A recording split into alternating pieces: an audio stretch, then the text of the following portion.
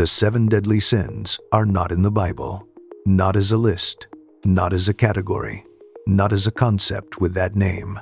Nowhere in Scripture does God hand down 7 specific sins and call them deadly. The phrase 7 deadly sins appears 0 times in the Old Testament, 0 times in the New Testament, and 0 times in the earliest Christian writings. What you know is one of the most famous frameworks in the history of Western civilization: pride, greed, lust, envy, gluttony, wrath. Sloth was compiled by a 4th century Egyptian monk who was trying to help other monks stop having intrusive thoughts in the desert. It started as a psychological manual for hermits.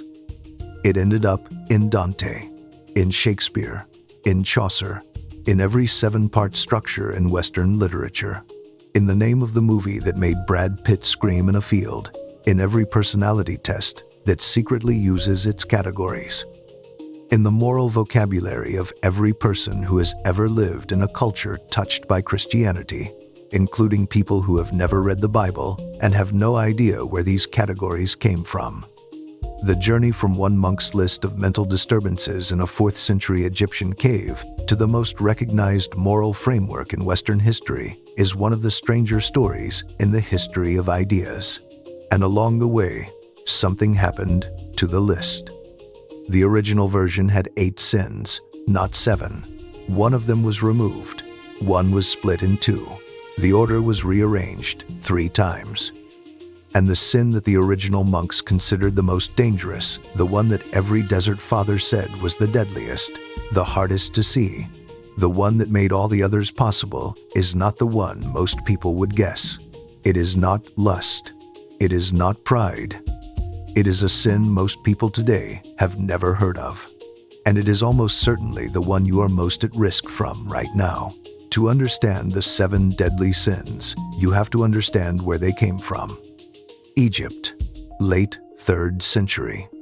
A movement was growing, men and women leaving the cities of the Roman Empire and going into the desert to live as hermits. Withdrawing from society, from comfort, from everything the civilized world offered, to pursue single-minded attention to God. These were the desert fathers and mothers, and they faced a problem nobody had quite anticipated. When you remove every external distraction, no job, no family obligations, no social life, no entertainment, no noise, what you are left with is your own mind. And the mind, it turns out, does not go quiet just because the world outside has gone quiet. It generates its own noise. The Desert Fathers cataloged what they found when they sat in silence long enough. A series of recurring mental disturbances that came uninvited and disrupted the attention they were trying to direct toward God. Not just temptations in the usual sense, more like internal weather patterns, consistent, recognizable, each one with its own character, its own logic, its own way of taking hold. Evagrius Ponticus, a brilliantly educated Greek theologian who had abandoned a promising career in Constantinople to become a desert hermit in Egypt, around 380 CE, was the first to systematize what the desert community was experiencing. He identified 8 logismoi, 8 thoughts, 8 inner disturbances, not sins in the sense of actions already committed, pre-sins, the movements of the mind that, if fed, led to sinful action. The stirrings that could be observed, named, and if caught early enough, redirected. His 8, gastromargia, gluttony, but specifically the obsessive mental preoccupation with food and bodily comfort. Pornea's sexual thoughts and fantasy. Philaguria, love of money, possessiveness, hoarding. Lupe, grief, sadness, a heaviness of spirit that came without obvious external cause. Orge, anger, rage, the violent movement of the will against another person. Acedia, this one needs its own discussion. We will come back to it. Kenodoxia, vainglory, the hunger for recognition and praise from other people. Hyperephania, pride, the deep conviction of one's own superiority. 8 thoughts. in a specific order because Evagrius believed they built on each other. The earlier ones, if indulged, created the conditions for the later ones. This was not theology in the abstract. This was clinical observation from people who had nothing to do all day but watch their own minds. Why this matters. Evagrius was writing for monks. His audience was people who had already left the world, who were not struggling with the temptation to steal or commit adultery in any practical sense. They were struggling with the temptation to think times about these things, to let the mind wander there and stay. The genius of his framework is that it operates at the level of attention rather than action. You don't commit a sin the moment you act. You commit it much earlier, the moment you turn toward the thought. Give it hospitality, let it settle, and grow. The Desert Fathers called this process of engagement with an intrusive thought prosoche dwelling on it, and they considered it the decisive moment. The thought arrives uninvited. That is not your sin. What you do next is what Acedia actually is and why it was the deadliest. Acedia. This word has been translated as sloth, laziness, spiritual apathy, torpor, listlessness, and dejection. None of these translations fully captures it. Evagrius described it as the noonday demon, the demon that attacks at midday, when the monk has been at his prayers since dawn, and the sun is high, and the cell is hot, and the day stretches endlessly ahead with no variation and no relief. The monk begins to think, what is the point? Not dramatically, not in a crisis of faith. Quietly, a kind of low-grade spiritual flatness descends. The prayers feel empty. The cell feels oppressive. The life he has chosen seems futile. He finds himself unable to sit still, unable to focus, moving restlessly from one small task to another, looking out the window, checking how high the sun is, thinking about visiting a nearby monk, not because he actually needs to, but because anything would be better than sitting here with this emptiness. Evagrius calls it the most troublesome of all the thoughts because of its subtlety. Every other thought announces itself clearly. Anger is obviously anger. Lust is obviously lust. Acedia arrives wearing the clothes of reason. It presents itself not as a temptation, but as an accurate perception. Your efforts are futile. Your prayers are empty. This life is a mistake. It is the thought that makes all the others possible because a soul in the grip of Acedia has lost its orientation. It no longer knows what it wants or why it wanted anything.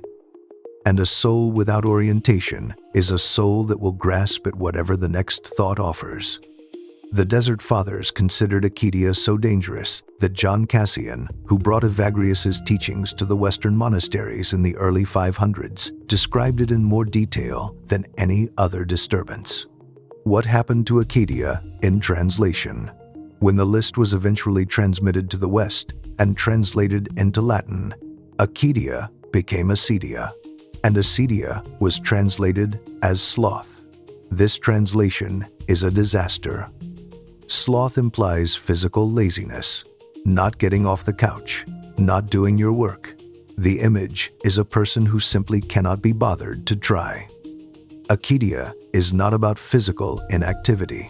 A person in the grip of Acedia might be extremely physically active, pacing, fidgeting, endlessly busy with small tasks, incapable of sitting still. What they cannot do is sustain attention toward what actually matters. Acedia is the spiritual condition of a person who has lost their why, who goes through the motions without the animating conviction that the motions matter, who is present in body but absent in soul. The 4th century monk in the desert and the 21st century person scrolling their phone at 2 a.m, unable to stop but finding nothing satisfying, unable to rest but finding no engagement worth sustaining. These are not the same phenomenon, but they are adjacent. The Desert Fathers named something real. We just lost the name. Gregory the Great rearranges everything. Evagrius died in 399 CE, officially condemned as a heretic, not for his sin list, but for his cosmic theology, which had some ideas the church eventually decided were too Platonic.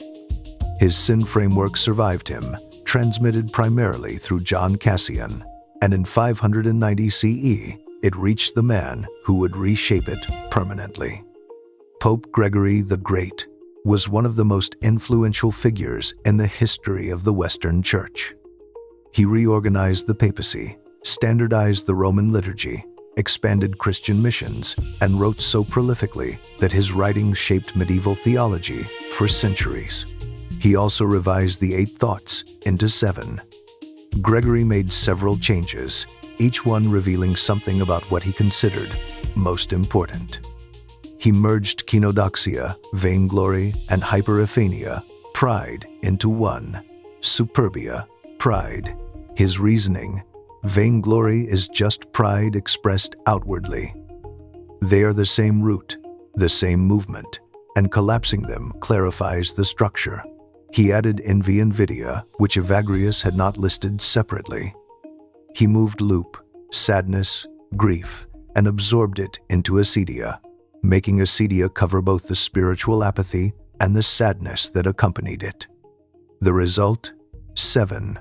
Pride, envy, anger, sloth, greed, gluttony, lust. And Gregory did something else. He reordered them. In Gregory's list, pride is not just one of 7, it is the root, the queen of all sins, the sin that makes every other sin possible. His logic: every other sin is a distorted desire for something good. Gluttony distorts the desire for nourishment. Lust distorts the desire for love and pleasure. Greed distorts the desire for security. But pride is different. Pride distorts the relationship with God itself. Pride says, I am sufficient. I am the measure of my own worth. I do not need anything above me. Every other sin flows from this fundamental misdirection.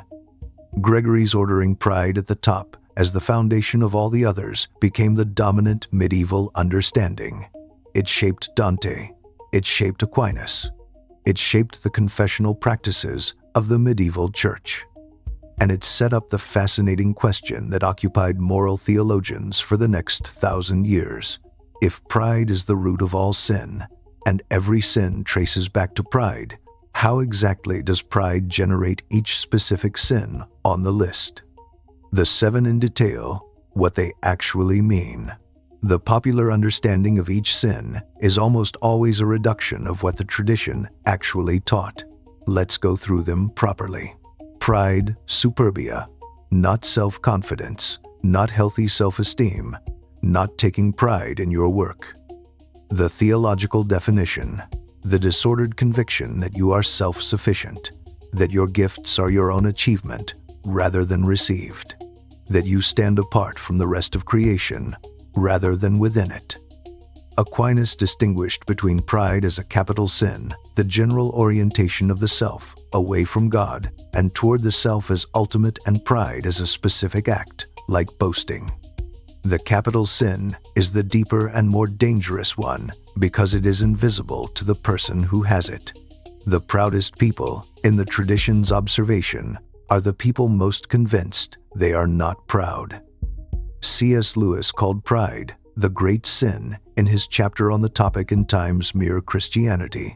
Times the only vice that is purely competitive. Every other vice can be satisfied. You can get enough food, enough sex, enough money, but pride cannot be satisfied because pride wants to be better than others, and there is always someone above you. Greed, avaritia, the disordered love of money and material possession. But the tradition was specific about what disordered meant. Greed is not the desire for enough. It is the desire for more than enough, pursued with the same urgency that should be directed toward ultimate things. The greedy person treats money as if it were salvation, as if accumulating enough of it would finally produce security, meaning, and rest. It never does, which is why the greedy keep accumulating. Aquinas noted that greed was the sin most associated with old age, not because old people are more immoral, but because a lifetime of anxiety about security produces increasingly desperate clutching at the one thing that seemed to provide it.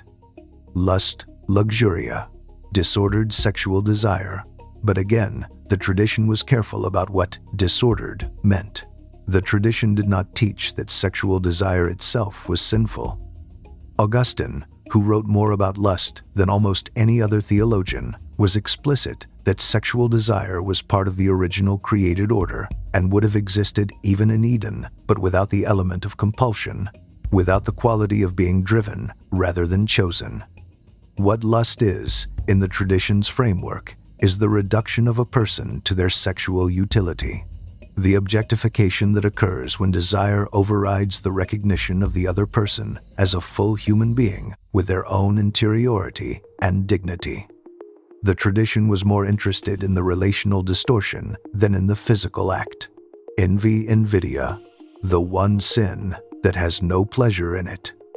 Every other sin involves some form of enjoyment. The glutton enjoys eating. The lustful person enjoys pleasure. The greedy enjoy accumulation. Envy enjoys nothing. Envy is the pain caused by another person's good fortune, the diminishment you feel when someone else succeeds. Aquinas considered envy the sin most contrary to charity, because charity rejoices in others' good, and envy is pained by it. They are exact opposites. The tradition also noted that envy is uniquely self-destructive. It harms the envious person more than anyone else, because it makes every other person's success, which is morally neutral, into a source of suffering. Gluttony, gula, almost always reduced to overeating. The tradition meant something more precise. Gregory identified 5 forms of gluttony: eating too soon, before the proper time, eating too expensively, seeking out delicacies beyond your station, eating too much excess in quantity, eating too eagerly, with too much attention and urgency, eating too fastidiously, with excessive attention to preparation and presentation. Only one of those 5 involves quantity. The others are about the quality of attention directed toward food, treating nourishment as if it were the point of existence. The tradition was not anti-pleasure in food. It was anti-making food more important than it actually is. Wrath, ira, disordered anger. The distinction the tradition drew was between righteous anger, anger at genuine injustice, anger that motivates correction, and wrath, which is anger that seeks the harm of another person as an end in itself. Aquinas noted that anger is the most violent of the sins, the one most likely to produce immediate dramatic harm. But he also considered it the most forgivable, because it is the most obviously irrational. The wrathful person is not pursuing what they want. They are being driven by an emotion that has overridden their capacity for clear thought. The tradition was sympathetic to anger in a way it was not sympathetic to, say, pride. Anger at injustice can be righteous. Wrath anger that wants destruction is the sin. Sloth, Acedia. We have already met this one in its original form. By the time it reached the popular imagination, it had been reduced to physical laziness. The tradition meant something harder to see: the failure to love what you should love with the energy that love requires. Thomas Aquinas defined acedia as sadness about a spiritual good, specifically the sadness that arises from recognizing what God asks of you and finding it too much. The feeling that the good life costs too much, demands too much, requires too much change. It is the spiritual condition of the person who knows what they should do and cannot bring themselves to want it. Not ignorance, not rebellion, just a heaviness, a flatness, a sense that even the good things are not quite worth the effort they require. The Desert Fathers were right. This is the hardest one to see and the most dangerous to leave untreated. Dante's Architecture, How the Sins Became a Map.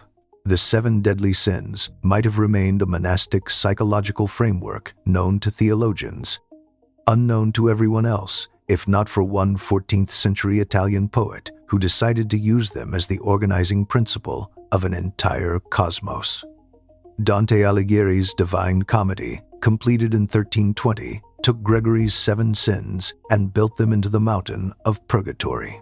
7 terraces, each one dedicated to the purification of one sin. The souls in purgatory move upward, sin by sin, terrace by terrace, as each disordered love is corrected and replaced by its ordered version. The order in Dante's purgatory is significant. Pride at the base, the first and most fundamental sin to be purified before you can address any of the others. Envy above it, then wrath, then sloth, then greed, then gluttony, and lust at the top, the lightest sin, the one closest to something genuinely good, the disordered desire that requires the least correction before the soul can enter paradise. Dante's choice to make lust the least times serious sin, contrary to popular assumption, is theologically sophisticated. He was following Augustine's insight that sins of the flesh, though real, are less deeply rooted than sins of the spirit. Pride is harder to uproot than lust because pride operates closer to the center of the self. The popular imagination reverses this. In the cultural memory, lust looms largest. Dante knew better. The Divine Comedy gave the 7 sins a visual geography, a narrative, a set of characters and stories that made them live in the imagination in a way that theological treatises never could. Every person in Dante's purgatory is recognizable. Their sin is visible in how they move, in what they cannot do, in the form their purification takes. The proud carry enormous stones on their backs, the weight of self-importance made physical. The envious have their eyes sewn shut with iron wire, having spent their lives unable to bear the sight of others' good fortune they now cannot see at all. The slothful run ceaselessly, shouting examples of zeal, the restless running a correction for a life of spiritual stagnation. Dante understood something the theological tradition sometimes missed. The sins are not just moral categories. They are descriptions of what happens to a person who lets one disordered desire become the organizing principle of their existence. They describe what a human being looks like when something good goes wrong at the root, what the framework actually does, and why it lasted. A framework invented by a 4th century Egyptian monk, revised by a 6th century pope, systematized by a 13th century philosopher, and given narrative life by a 14th century poet. Why is it still here? Why do these 7 categories still organize moral conversation 1,000 years after the tradition that produced them lost its hold on large parts of Western culture? 2 reasons. First, they are accurate. Not theologically accurate in the sense of being endorsed by Scripture.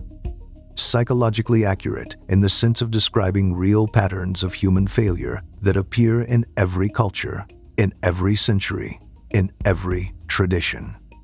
Pride is the conviction of self-sufficiency. Envy is the pain of others' success.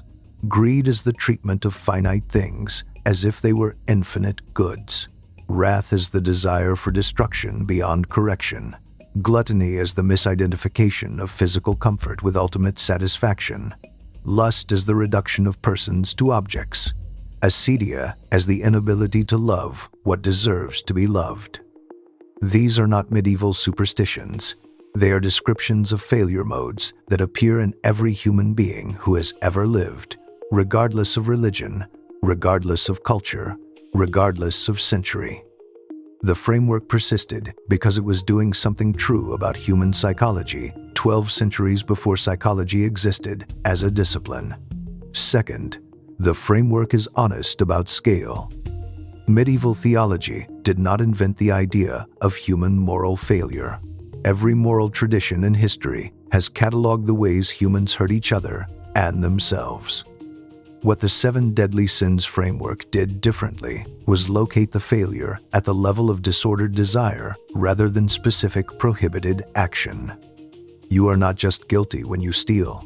You are guilty when you cultivate the love of money that will eventually produce stealing.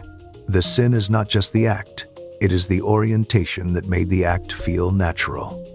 This means the framework is simultaneously more demanding and more compassionate than simple rule-following morality. more demanding, because you cannot just avoid the prohibited actions and consider yourself righteous. You have to attend to what you want and why. More compassionate, because it locates the problem not in will, but in love. The greedy person does not hate God and choose money instead. The greedy person loves money the way they should love God, with ultimate trust, with desperate clinging, with the conviction that this is where safety lives. Every sin in the framework is a love story gone wrong. And love stories, unlike rules, require transformation rather than compliance. One monk, one desert, one list of mental disturbances that came to him as he tried to pray in the Egyptian heat. 1,500 years later, those 8 thoughts revised to 7, organized into hierarchy. Given poetry by Dante, and system by Aquinas, and drama by Shakespeare, and cinema by David Fincher are still the most recognizable moral categories in Western civilization. Pride, greed, lust, envy, gluttony, wrath, sloth. 7 words, every one of them pointing at the same underlying observation. Human beings are capable of taking something genuinely good food, sex, love, self-respect, security, justice, rest, and loving it in a way that destroys them. Not because we are evil, because we are confused about where good things actually come from and what they are actually for. The Desert Fathers sat in the silence long enough to watch this confusion operate in themselves. They named what they saw. They built a framework that was supposed to help monks become more attentive to the movements of their own minds. Instead, it became the moral grammar of an entire civilization. The monk who was afraid of the noonday demon, afraid of the quiet flatness that descended when the prayers felt empty and the cell felt small and the day stretched ahead without meaning, that monk was not describing a problem unique to the desert. He was describing us. He just had the honesty to look at it directly.